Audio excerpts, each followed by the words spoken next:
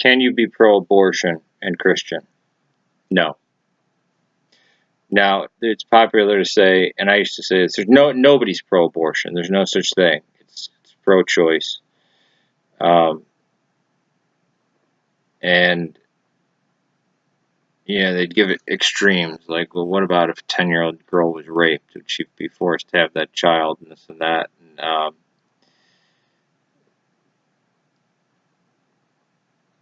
you know, extenuating circumstances, abnormalities, don't make good law. And if you look into Planned Parenthood, this is not what they are selling.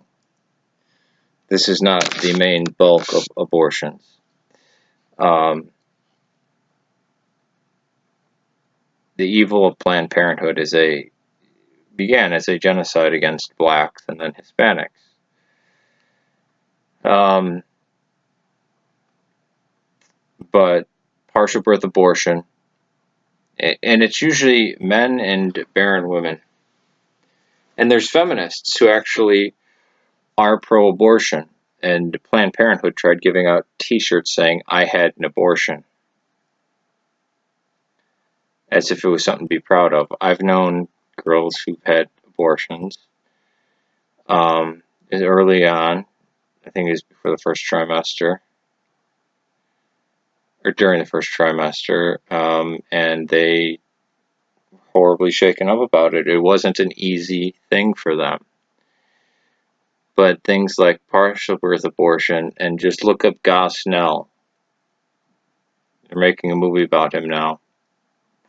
Maybe it's already out. You can check out Gosnell, Evil Man. And people equate, well, how could you be for the death penalty even though I'm not for the death penalty? I understand that if you have a serial killer who's raping and murdering children, he deserves to die. He should die. Now, the only reason I'm against the death penalty is because I think innocent people might be killed, but I believe he should die. A child who's innocent does not deserve to die. And this is not an extreme position. Can you be a modern way, third way feminist and be a Christian? No.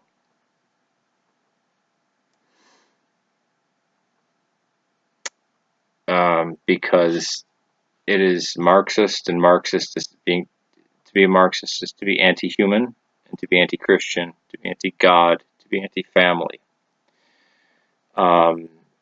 China has a whole abortion industry because of its one-child policy, and it's still going on with its two-child policy because, again, you're not letting the family be natural.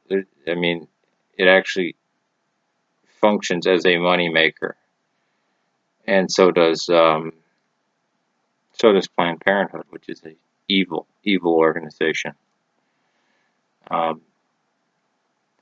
Now, people want to bring up somebody in the 80s once killing an abortion doctor or something and saying, "See how bad this," but if you look at the genocide that's been going on,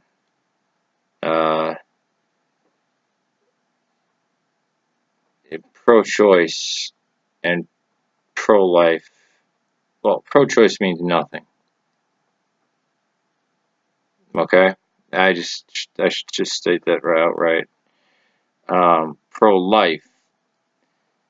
The silliest thing I hear is when people say, "Well, life doesn't begin at conception." Yes, it does. Most certainly begins at conception. Where else would it begin? They're only saying that. I'm not saying that because of science. It's only political. Well, it's just a clump of cells. I went down to the Museum of Science and Industry, and even when the child is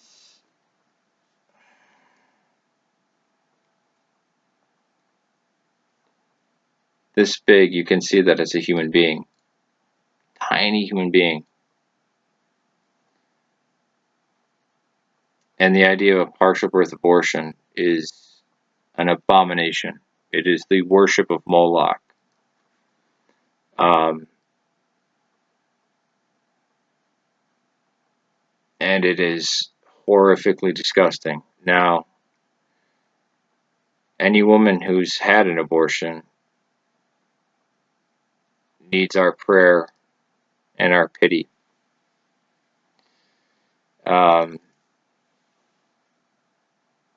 Any people who are advocating for abortion, who've not had an abortion, but who are advocating for them,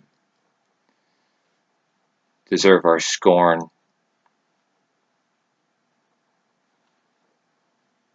and our harsh words, because it astounds me that the people who are against us crazy religious people and thinks that there's no that we're completely against science have no clue about the development of the child in the womb.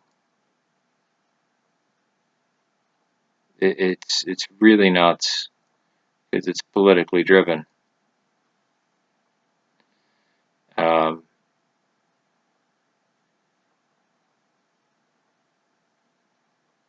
But yeah, just look up Gosnell and look up the racist that started Planned Parenthood. What was her name? Margaret Sanger. Terrible, wicked woman.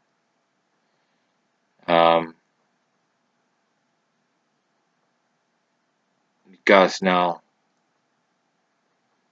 you'll have trouble sleeping at night. Peace to you. God save Syria.